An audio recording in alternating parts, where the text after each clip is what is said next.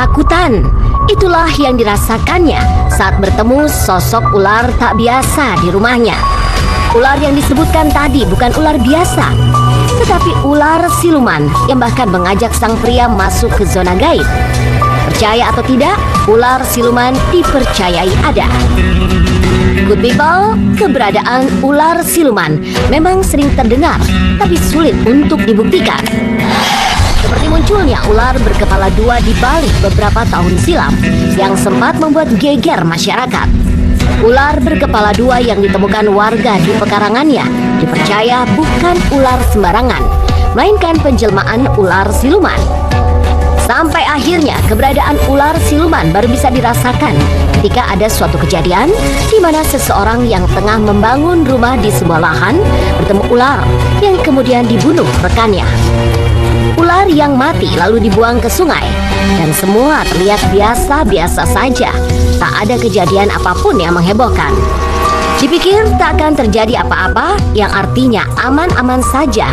Tapi ternyata semua perkiraan itu keliru. Karena di jelang malam tiba, ada sesuatu penampakan masuk memenuhi retina matanya. Setelah dan maghrib selesai, itu hordeng di rumah, hordeng kan ditutup pakai kain, itu kayak hembusan angin. Hordeng tuh keluar semua, ada lilitan semacam angin puting beliung tapi warna hitam. Dengan seketika dia berwujud sebagai makhluk, yaitu ular, kepalanya ular, badannya orang tegap, tapi sisiknya itu berupa kayak uang logam yang gede-gede tuh, sisik dengan bau hanyir, matanya merah, lidahnya menjulur. Saya ngerasa ketakutan di situ.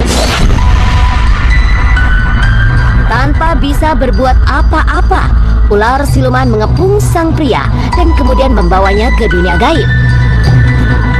Saya lari ke kamar, saya dikejar.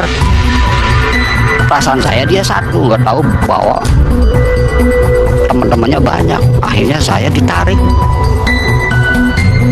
Saya itu seolah kayak jadi tawanan begini. Nah, yang saya aneh itu, saya masuk ke alam siluman, itu pas yang ada pohon yang saya gali.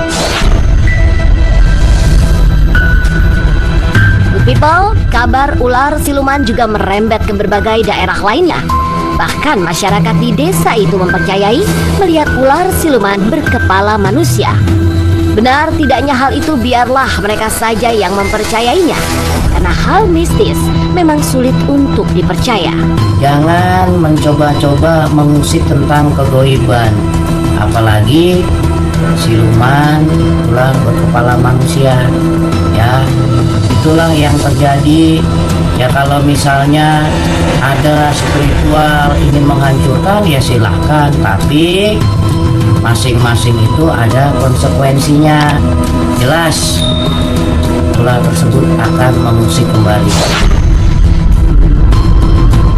Orang yang pernah bertemu ular siluman pada akhirnya akan menjadikan semuanya sebagai pengalaman hidup dan mengoreksi diri. Seperti siluman ular yang marah karena lahannya dimasuki orang yang tak permisi padanya, hingga akhirnya menyeret si orang itu masuk ke dunia gaib. Sepulang dari sana, dia pun bicara tentang dunia lain yang membuatnya sadar bahwa ada makhluk selain manusia yang harus dihargai keberadaannya. Ular berkepala manusia bisa membawa kita ke alam sebelah atau alam goib. Ya. Jadi menurut saya nih, bukan menurut orang-orang.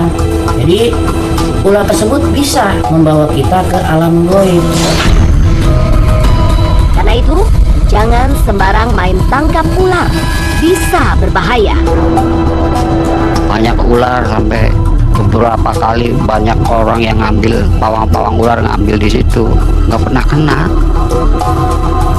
Udah dipegang nih, lepas, masuk lubang, hilang, bingung. Ini ada mas, jangan ambil ular di sini. Kalau kamu mau selamat, jangan ganggu ular yang ada di sini.